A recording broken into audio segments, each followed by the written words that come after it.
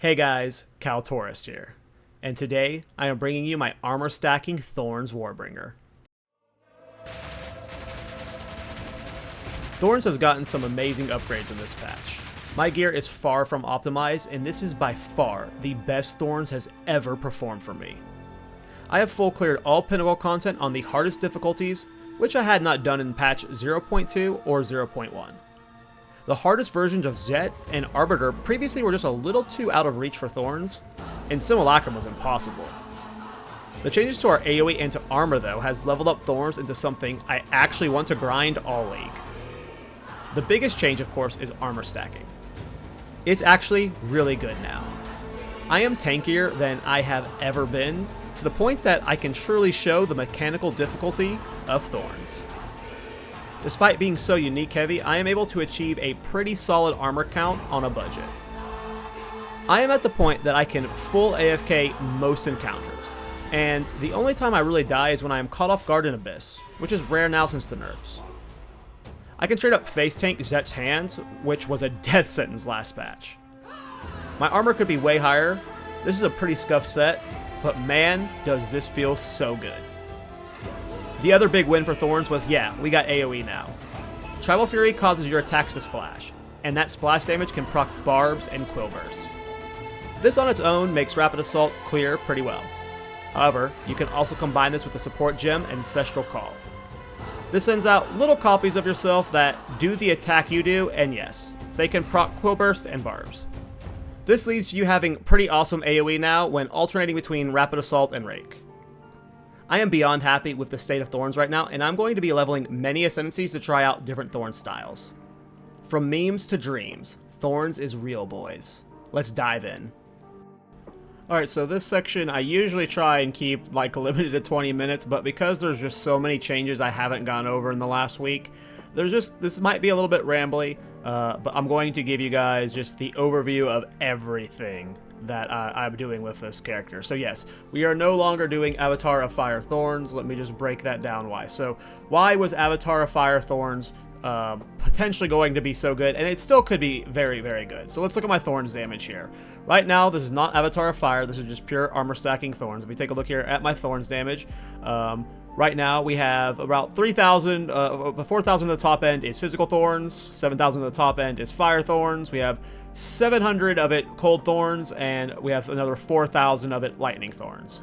And then when we're in combat, you will see that our Scavenge Plating stacks will increase our Thorns damage, which gets scaled by all of our little modifiers that we have. So we end up having a lot of different types of Thorns damage. So when you have, like in combat, I'm going to get about 30,000 Thorns damage. So let's just say I wanted to invest into physical damage on the tree. I put this points in the Battle Fever here. It increases my physical damage, which does increase the physical Thorns damage, but that doesn't increase the Fire Thorns. What if I invest into Fire Thorns by taking something like Sigil of Fire or these increased fire damage nodes? They would increase the Fire Thorns number, but they wouldn't increase any others. Same for the Cold and same for the Lightning. So in theory, why Avatar of Fire in general works, despite having that damage nerf, it's the 25% loss there, is you are putting all of your damage types into one type, so that way you can invest purely into fire damage and then scale off of that. The hope was that we would be able to eventually just scale our fire damage high enough with all the Ignite stuff, all the new Night changes. You know, we have the multi-hits with Ignite, right? We were being hopeful that would be really good with Thorns, and it still has a chance. It's just it probably very, very expensive.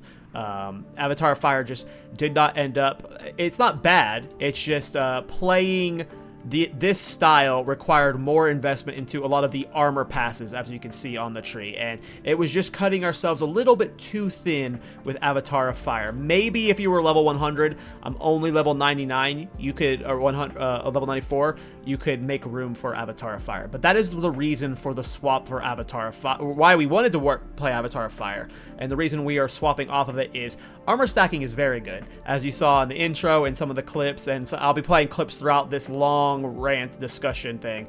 Armor stacking is very, very good. And it requires a lot of passives, as you can see, to invest into it. And it was just, you're spread just a little bit too thin because, of course, we have the unique requirement for Thorns. So we're missing a lot of potential armor from helmet, boots, and shield that we have to make up from a lot of other spots. So a lot of that is coming from passives.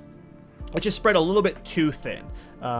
Now, Warbringer and Titan is still both very good for both play styles, but yeah, armor stacking is just insane, and on a cheaper budget, this is going to be the play style that everyone is going to want to play. But yeah, let's just dive into the character stats now that I've explained why we're not doing Avatar Fire and we're going to armor stacking, and I will have links to 2 armor focused videos.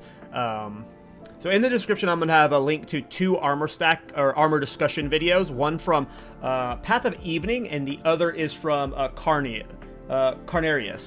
I always say Carnarius' right name wrong. They have really good deep dives into armor. I'm not going to break it all down for you because I'm going to get so much of it wrong. I watched the Carnarius video 3 times, and yeah, there's just a lot of cool stuff that's going on with armor and like how it gets like the elemental damage split.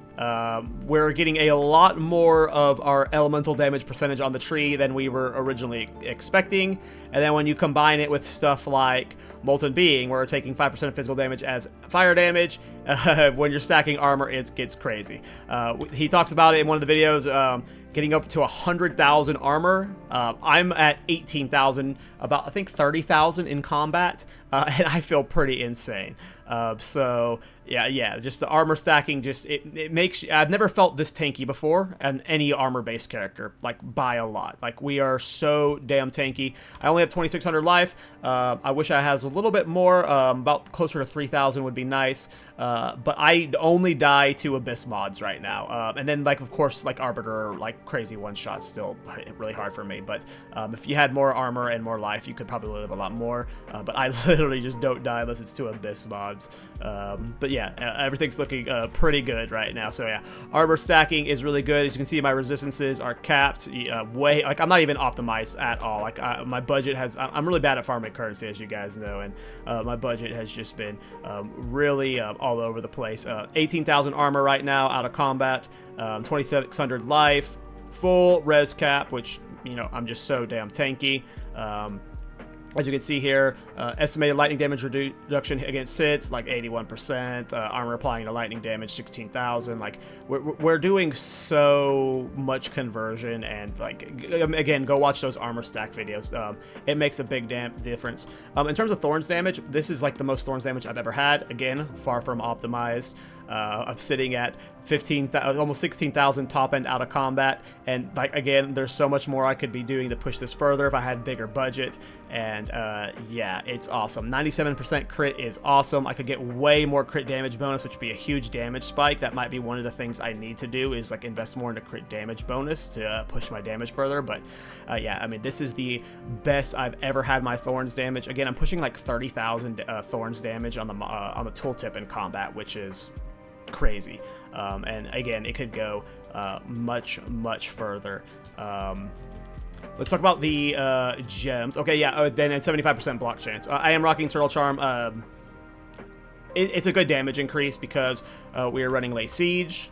Turtle Charm actually feels pretty good. If you don't want to run Turtle Charm, if you're happy with the 50% and you like, you know, it'll free up some of your block passives, I would run Imploding Impacts, but Turtle Charm feels good.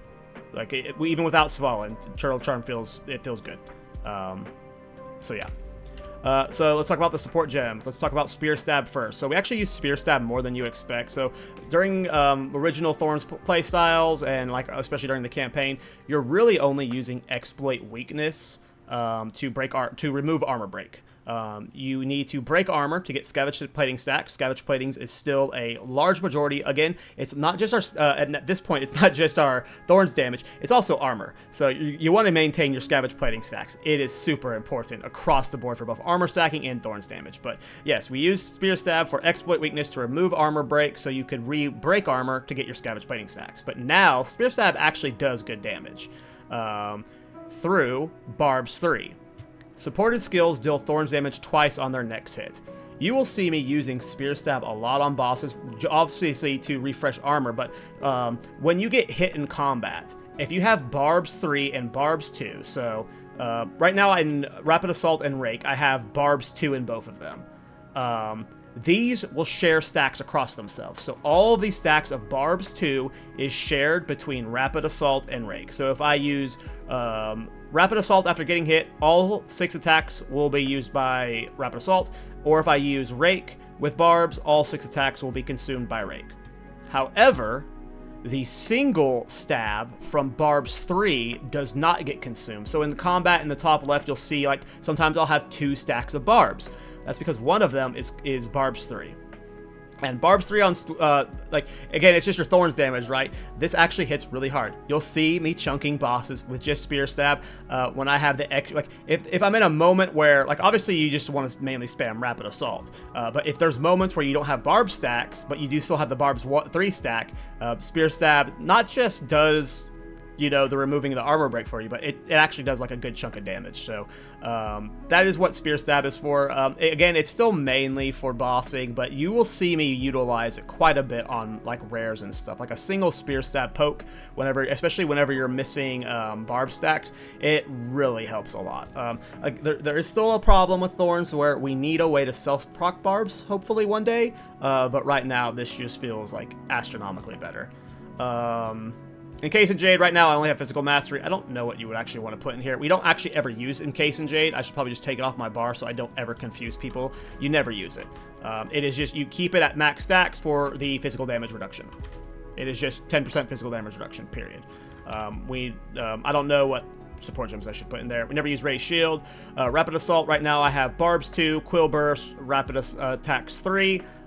Supported skills dealing 50% less damage does not matter for Rapid Assault. Rapid Assault's not what's dealing damage, it's the Thorns Burst from Barbs and Quill Burst. So Rapid Attacks 3 being in this is fine. Ancestral Call is amazing. I want to talk about, I've talked about this in a previous video, but Tribal Fury, it does splash Rapid Assault and it will cleave your Thorns. Now, that alone was just huge for the AoE of Thorns, but Ancestral Call will send out these little projections of yourself, and they will attack what you're doing. They will do the attack you're doing, and they will proc Barbs and Quill Burst off of their attacks. So you have just, with the combination of Ancestral Call plus Tribal Fury, your AoE with Thorns is just so much better than it's ever been. We actually have almost too much AoE to the point where I'm thinking we might not need to be using Rapid Assault anymore. There might be other ways to, like, do good Thorns clear, because you get really good clear with Rapid Assault, Tribal Fury, and Ancestral Call, and you go through the Thorns Barbs a little bit too quick. So there might be some more things to play with here, but the combination of Ancestral Call, Tribal Fury, and just the Rake Rapid Assault combinations, it's just completely changed how we play Thorns in mapping and clearing. And yes, I still use Rake and Rapid Assault. Rake is still good for mobility. You'll see me using it, especially in Ritual. Like, Ritual is, like, it's really good to use Rake to just help yourself get around and avoid some of the ground effects. It's also really great in Abyss. And then, of course, Rapid Assault is the best way to get through all the 6 stacks of Barbs. So until there's something like maybe Cyclone or another fast attack skill, probably something from Axes. I imagine Axes will probably become one of the dominant Thorns playstyles, depending on the attack speed, right, I guess, but we'll see. Resonating Shield, Crackling Barrier, Steadfast, Rapid Attacks, Mobility, Fortifying Cry. So okay, let me talk about Resonating Shield. Resonating Shield we actually use a lot, but we don't actually use it for, like, breaking armor and dealing damage. We are building charges of endurance charges and other charges for charge regulation. Getting power charges will give us critical hit chance, which when optimized better, you'll be able to probably ditch the 3-socket helm for a 2-socket helmet with Spirit. We'll talk about that later. But yeah, the main reason we want Resonating Shield is, like, we need Active Block to proc Magma Barrier. Magma Barrier, when we're mapping, gets us charges or infusions, like Power Infusion and you know, the charges for the regulation. So endurance charges, frenzy charges, whatever. So we'll be using Resonating Shield mainly to get those charges. And you do, of course, sometimes you just need to active block for certain bosses and stuff, so that's what Resonating Shield's for. We're never actually just sitting there breaking armor with it, especially as a Warbringer. Fortifying Cry, I never use anymore. It's not even on my bar right now. It's so useless. It feels, like at this point, it does nothing. Scavenge Plating, I currently have it at level 23. I have it a level 20 support gem baseline. I corrupted it to level 21.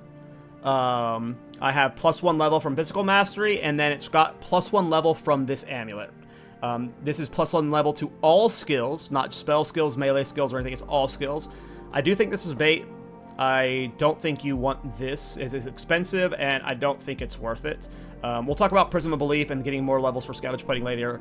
We'll talk about this later, but yeah, that's where the level 23 is coming from. In Magma Barrier, I have Thorn Skin 2, Fire Penetration, Fire Attunement, Enduring Impact, and Charge Profusion 2.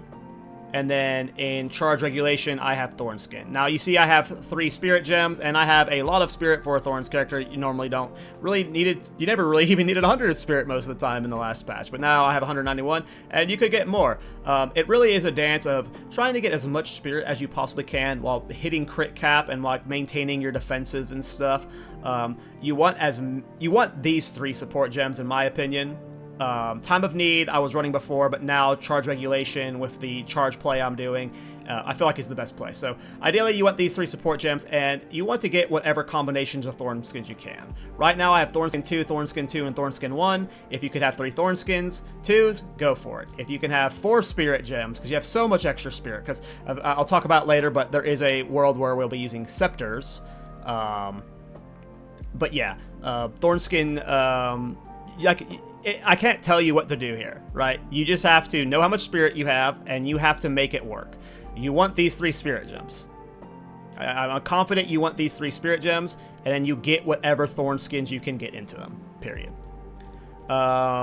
Leap Slam, I just use it for the worst case mobility moments where you like have to get over terrain and stuff. I have Holy Descent and Rage in it. Rage 3, and then Disengage, it's for mobility, cooldown recovery, Holy Descent, and rapid attacks.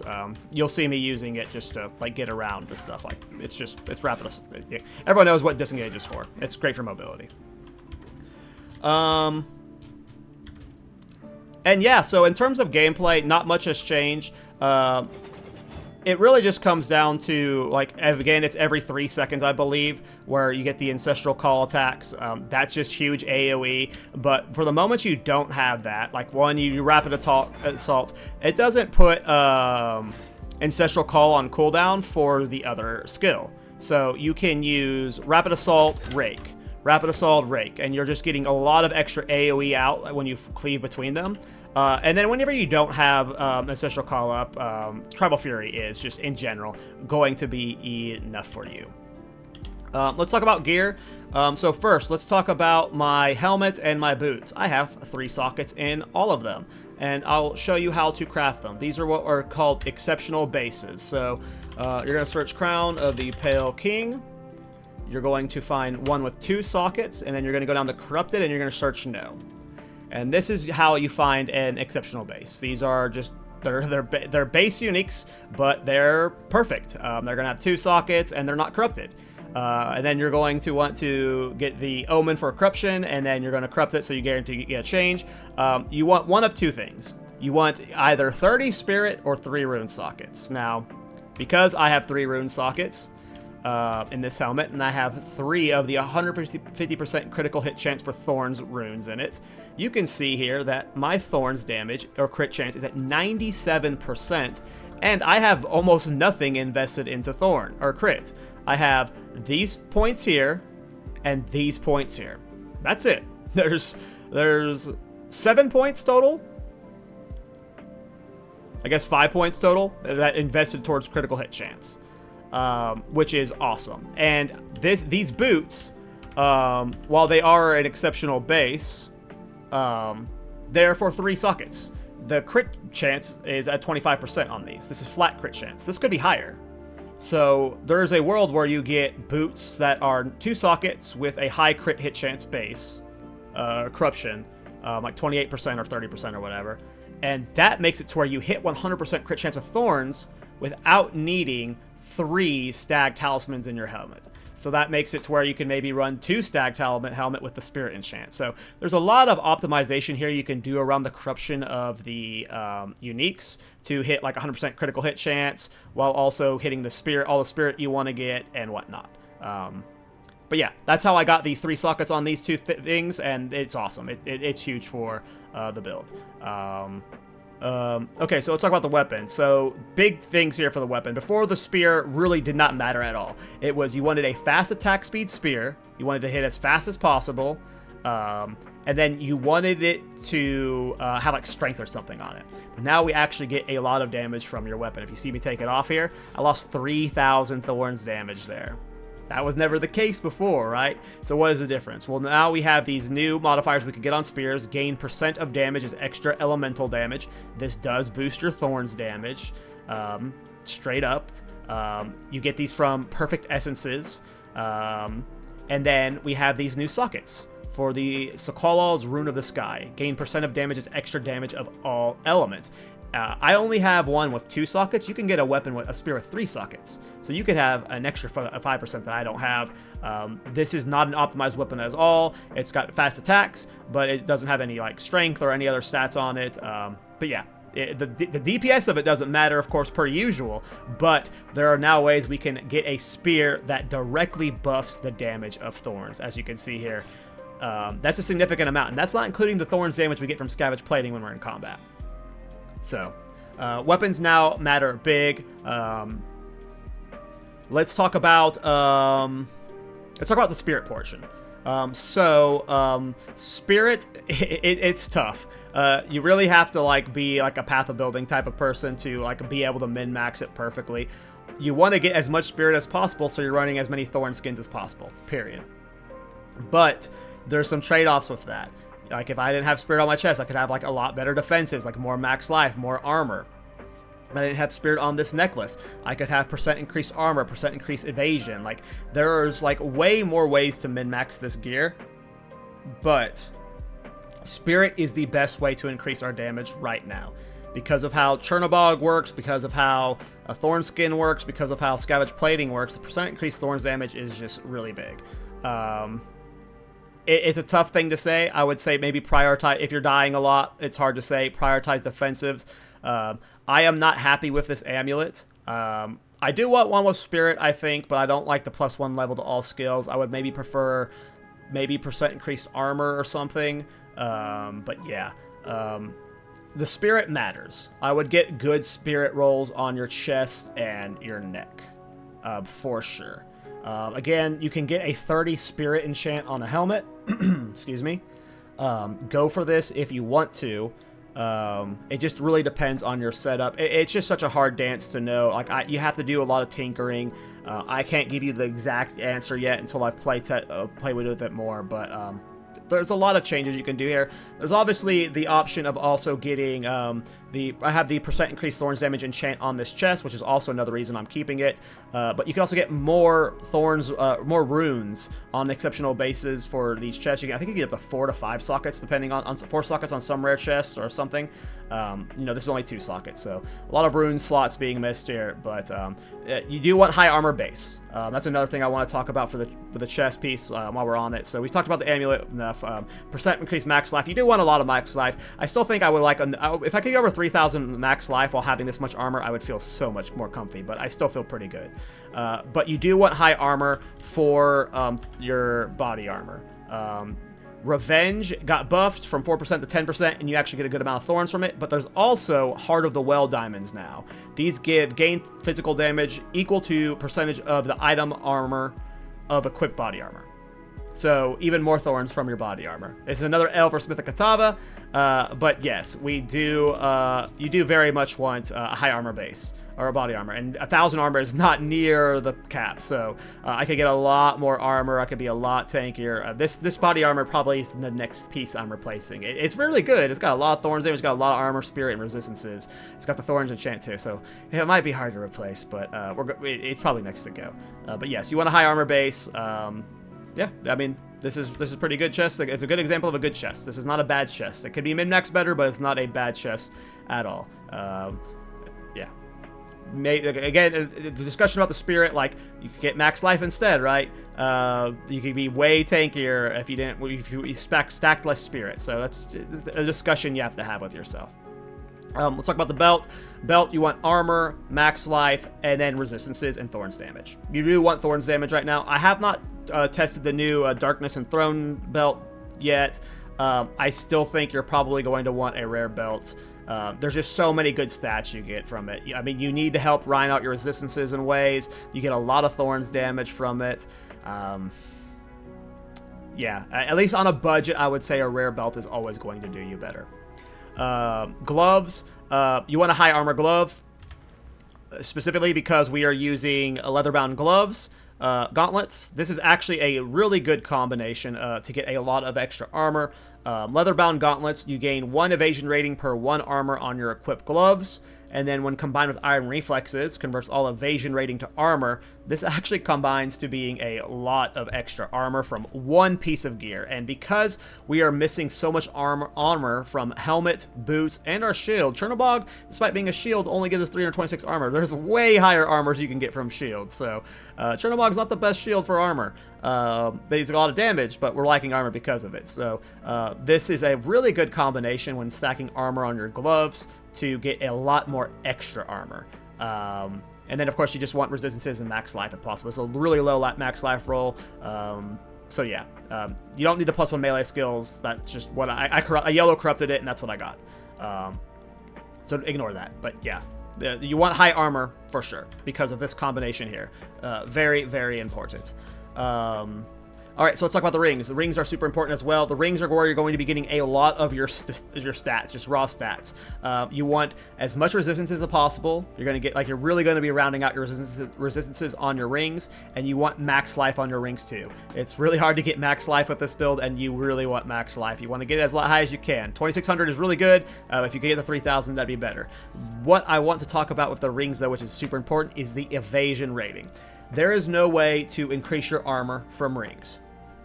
Done. Like, you just can't do that. Except, because we're taking iron reflexes, all evasion rating is converted to armor. So, as your final stat on your rings, you should be looking for evasion rating. This is just, it's not the end of the world if you don't get the evasion rating on the rings, but it is just a little bit of extra armor, just a little bit more, which is huge.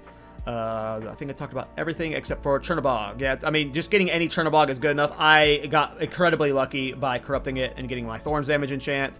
But yes, you still want Chernobog, whether you're playing Avatar Fire or not. You still want Chernobog. It is a look at the damage difference. Now I am losing all the block damage as well, so there's like a 75% increased damage increase from block. But the Chernobog is doing a lot of Fire Thorns. And then in combat, you'll see I get over 30,000 Thorns damage. A lot of it's because of Chernobog is scaling that 1% gain 1% of damage is fire damage per 1% chance of block. Since we're at 75% block chance, it ends up being just an insane amount of Thorns damage. For my charms, I like using Immune to Bleed, because I hate Bleed. I hate paying attention to it. It sucks. Immune to Freeze, and Immune to Stun. I actually probably don't need Immune to Stun anymore, which we can talk about. So yeah, Armour Stacking. One of the things that is so great about Armour Stacking and Thorns is, a lot of the time when you died in the last patch, it was because you got light stunned. You kept getting stunned, and then you weren't able to rapid exalt, you weren't leeching, or you were stunning something. One of the things that made Simulacrum so difficult was being like bodied by all the stuns and stuff. This node right here is insane when you're armor stacking. Oh my god, polished armor, iron, is so good. Gain additional stun threshold equal to 30% of item armor on equipped armor items. I don't even have that much armor, and I just never get stunned. It is just so good. If you're actually armor stacking on a heavy armor stacker, I've been told this is insane. This has made a very big difference. But let's just go through the passive tree now. So, yeah, going down here, we get a We get just a lot of the armor stuff here. You wanted to make sure you hit 75% block chance. However you have to do that. I snagged as many nodes as I needed to. If you had better jewels, you might need less. If you're not playing Turtle Charm, if you're playing this on a Titan, which I do think Titan would be really good for this, you might see me swap the Titan for like a super end game like min-max push. Keep in mind like how many of these small passive nodes are increasing armor. Keep in mind how much of the mitigation we're getting towards element from these small passive nodes. Bees getting buffed by hulking form, all the thorns damage we're getting from hulking form, the passive, the ascendancy of Titan also increases your armor and max life. Like, you have to deal with the drawbacks of not having the easy block cap, Turtle Charm, and that. Like, this is all really good, of course, for Thorns. I mean, Warbringer, like, Anvil's weight is still very good, but when we're talking about super min-max, Titan is looking extra juicy because of all this. But, sorry, yes, this is a insane node. It just lets you play the game, period. Is that weird to say? It lets you play the game. Blade Catcher, just extra armor for critical hits. It's nice. Pathing over here. We do get Late Siege. We are playing Turtle Charm, 75% in block chance. There's a lot of increased damage.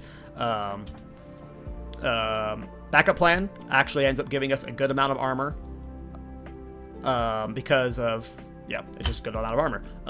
Leech is instant. It just helps a little bit. It's not super important, but it does help a little bit. We are playing Thorns Leech though, so we do have Vengeance. Temper defenses, again, go watch those armor stack videos. They will explain so much to you, and yeah, it helps a lot. Fast Metabolism is just really nice, especially something like Simulacrum. And then I already talked about how Iron Reflexes is a really good way to help us get extra armor from evasion sources, which there are sometimes evasion sources like rings, where you can't get armor. And then, of course, Lever-Bound Gauntlets is actually a good chunk of armor. Pathing through here for the strength. This was just to help me get block champs. You can't get over 75% block chance, so like this maximum block chance doesn't actually matter when combined with Turtle Charm. I just took this node to help me get 75% chance. I had to take all this extra block stuff to get there.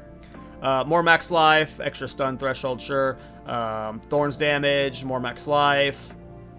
Over here, again, I talked about it, how depending on how you min-max it, shout out to the homie Polios. He's my Thorns math guy. I'm an idiot. I can't do path of building. I mean, maybe I could figure it out, but I'm just lazy. I'm a bum. He's the guy that just tells me, hey, this is gonna be really good. I did the math. He's my C3PO or whatever you want to call it. He's my hero, so shout out to him. But yeah, the way he explained it to me is like, depending on how your setup is, again, if you have the Corrupted Boots with a higher % base crit chance, because again, this is 25% flat crit, so if this is 28% flat crit, that is a big difference. That 3% is massive. It makes it so much easier to hit 100% crit chance, and then you might not need the third socket here, or like, again, there's a dance here. So you might not need these 3 nodes here. You might be able to save these 3 nodes here and put them someplace else. But in general, everyone's probably taking this. These nodes are insane. You might want to take the cold damage. In general, I feel like in this game, cold damage is the least threatening. If you find yourself dying to cold a lot, you could take this extra 15%, 30% here, but I just path through here just to make sure I got most of the good ones, and then you got 30% here for cold, and then you have, the extra 15% or 30% here as well. So, Revenge, Retaliation, they are all standard for Thorns. Again, I've already talked about Tribal Theory, how it gives us cleave, extra block chance, and then defend with 100%, 20% armor against projectile attacks. It's just, again, we're armor stacking, and it is very, very helpful. So let's talk about the Prism of Belief and Scavenge Plating and just Scavenge Plating skill levels. Scavenge Plating got nerfed. Its damage is still very good. It's still a large portion of our damage, but getting extra levels is far less important. This is +1 level to all skills. You see me take it out. It's 52 to 79. Now it's 49 to 74. Yes, that is a damage drop. Yes, when you combine that with all of our scaling with Thorns damage, Chernobog, and all stuff, that does add up a lot. But right now, I mean, let's just take a look at Scavenge Plating. +3. I don't even know how to clear this shit.